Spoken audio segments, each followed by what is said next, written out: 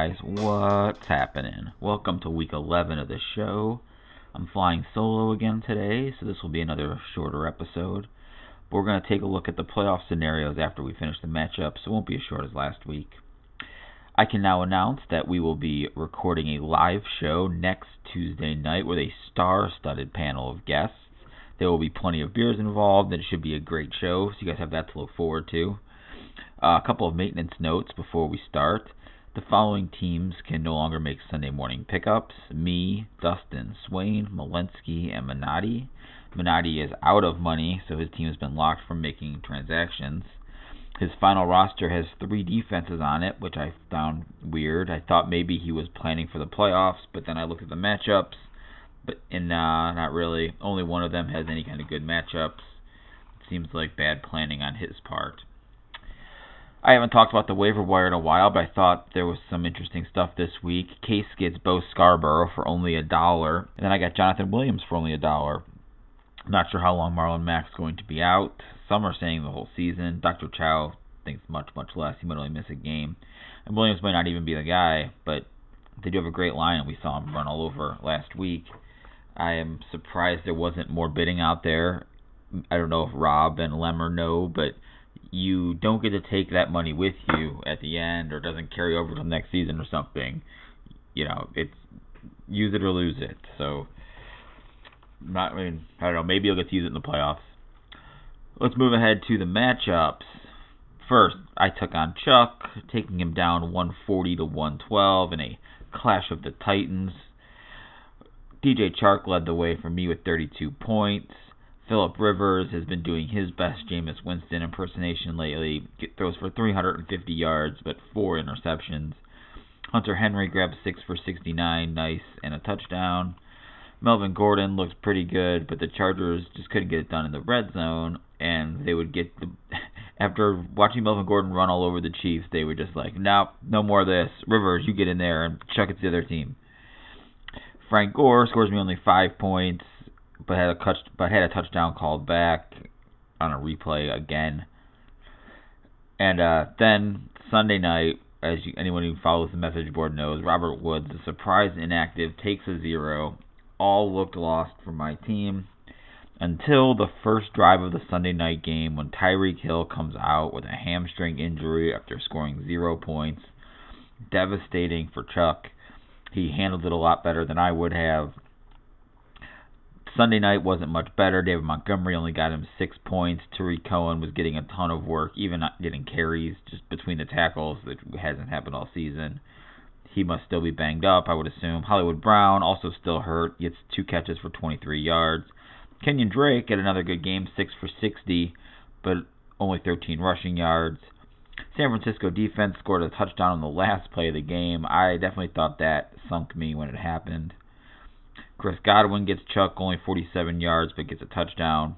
Kyler Murray scores in 27, now has 87 points over the last 3 weeks since I made him my bold prediction on that show. Carson Wentz in a tough matchup gets only 13, with Driscoll on his bench gets 27. That would have been a tough start to make, though. I don't think I could have played Driscoll over Wentz either. Our next matchup, Kish takes down Lemmer 132 to 113. Kish just trying to crawl his way out of the basement and stay out of the Patriot Bowl. For Lemmer, that's his second loss out of 3 since he was jinxed by Dustin Enrico a few weeks ago. Kish was able to overcome a 5-point performance from Deshaun Watson, mainly because Stephon Diggs went wild in the second half versus Denver, scored him 25 points. Sam Darnold finally had a game through 4 touchdowns. Joe Mixon found the end zone again, gets him 17 points. DJ Moore has been coming on lately, gets him 8 catches for 95 yards. Curtis Samuel only 4 for 25 in a down week. Tevin Coleman gets 9 points. That's 2 in a row against Arizona, where he's just done nothing. And Vance McDonald only 3 for 30 against the Browns. I almost picked him up in our other league this week, but luckily went with Goddard instead. For Lemmer, Kirk Cousins gets 25 points, mostly to Diggs in the second half. Matt Ryan goes for 300 yards, but only 1 touchdown, gets him 18. Beckham, only 4 for 60, he's still been a disappointment. He did almost score in this game. I think they actually overturned it on replay down to the 1. Cooper Kupp, another bad game. Not sure what's going on I'm not sure what's going on with him. After basically being the first half MVP, he's been very disappointing lately. Mohamed Sanu, only 2 catches after his 10-catch performance in his first game with the Patriots. I did not see that last thing. Watching that first game, it looked like James White hardly played, and I think that's where a lot of those catches came from. Brian Hill was a huge flop. I spent a lot of fab on him in another league. Gets only 30 rushing yards, 1 catch for 8 yards. He did have a touchdown called back on a pretty garbage hold late in that game. Eric Ebron gets only 4 for 27. The Colts weren't really throwing the ball, but Lemmer leaves Kyle Rudolph on his bench with 17 points, 5 for 60, and a touchdown. That would have really helped. Nick Chubb gets 90 rushing yards, but no touchdown and no catches. Does seem that maybe Kareem Hunt is capping his upside a little bit if he's not going to get any passing downs worked. In our next matchup, Swain takes on Rob and takes him down 131 to 118.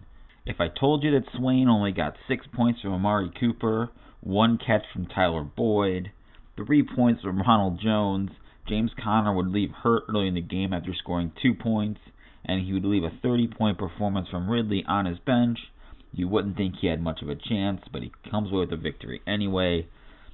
Josh Allen has a big game, scores 33 points, throws for 3 touchdowns, runs in another one. Mark Ingram gets 2 touchdowns, 23 points. Nick Foles gets 18, mostly in Basura time. Darren Waller looked like Oakland made an effort to get him back involved this week. He got 7 targets, and I think had a carry on an end around as well, got 12 points. And the New Orleans defense picks off Winston 4 times, gets 18 points in the victory for Swain. Still has just as good of a shot as a lot of people making the playoffs. We'll get to that later.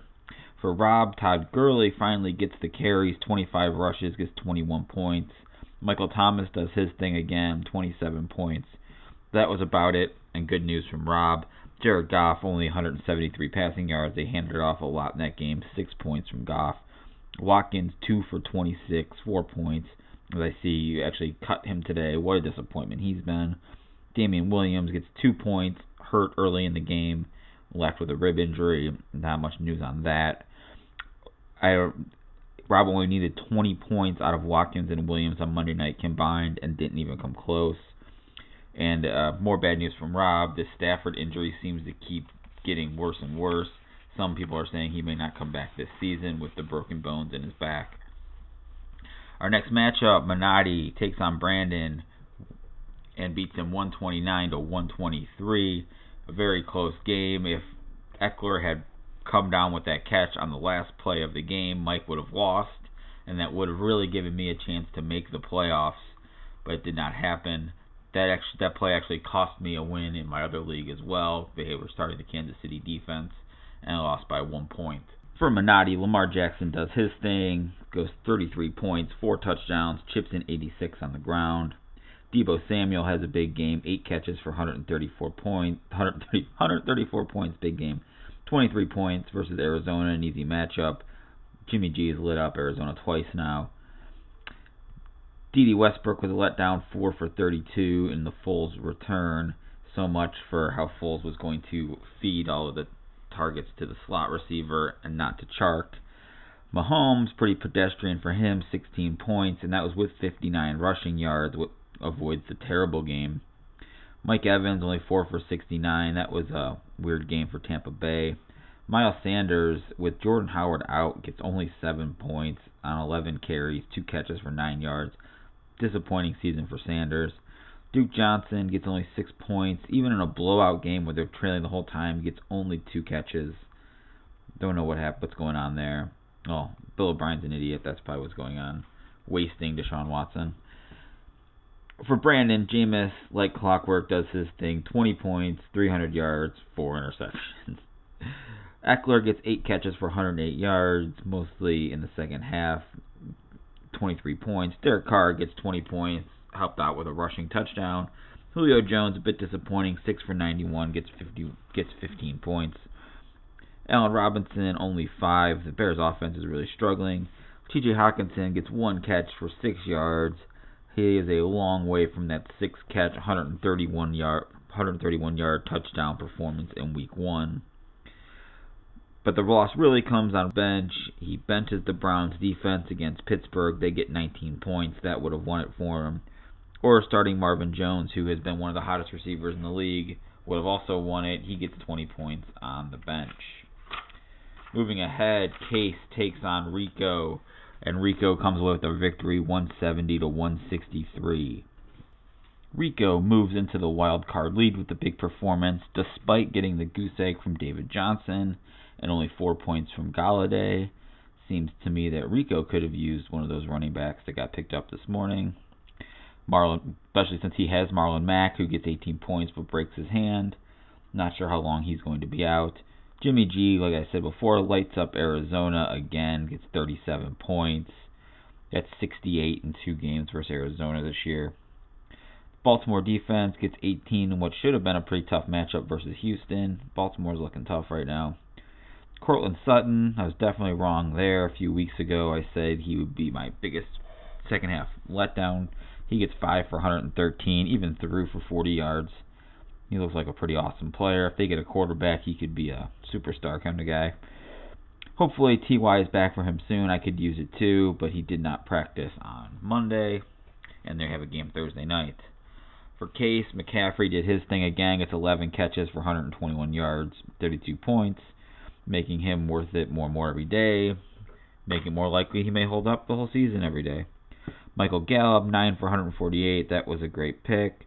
Dak threw for 1,000,000 yards. Keenan Allen gets his best game since week 3.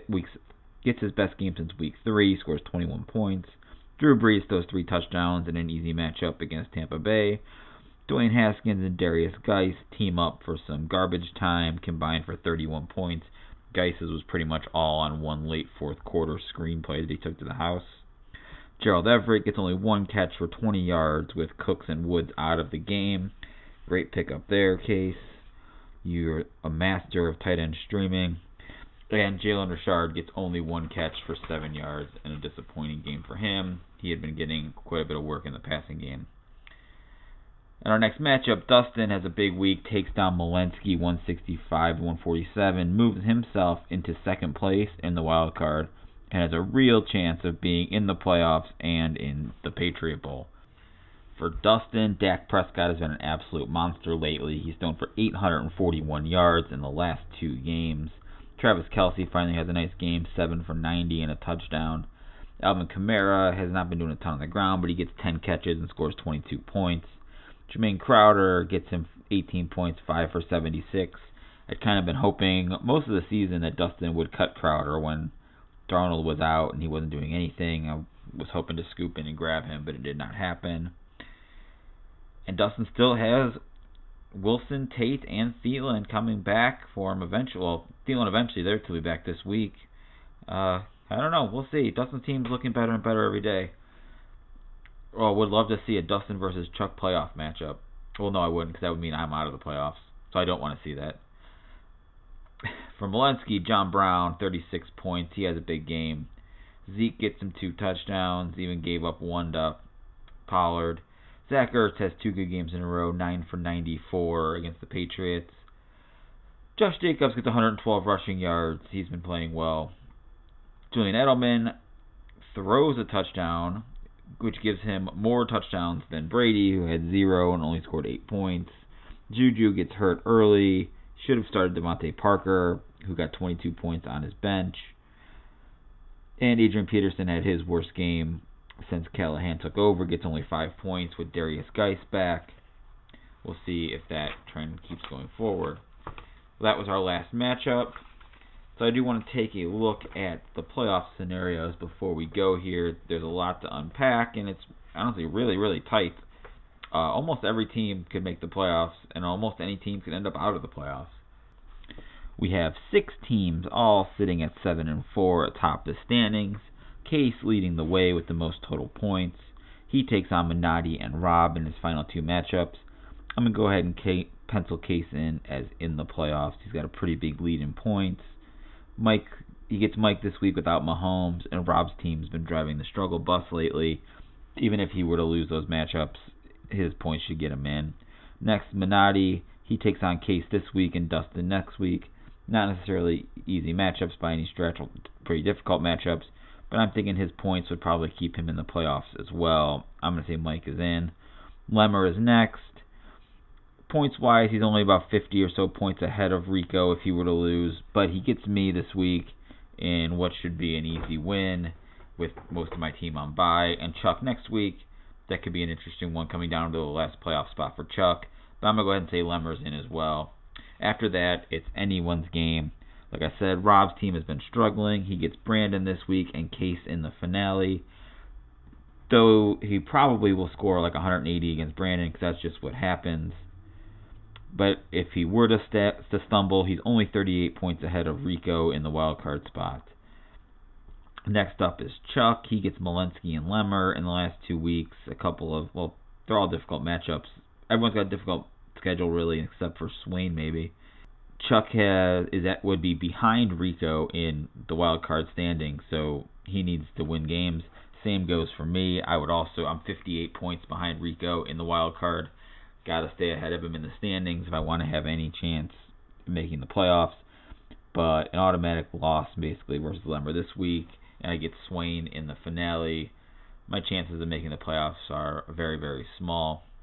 Rico, on the other hand, gets Dustin and Malinsky the next 2 weeks, and he's leading the wild card right now. Does have some injury troubles going on, but Rico definitely controls his own fate, as they say, going into the playoffs.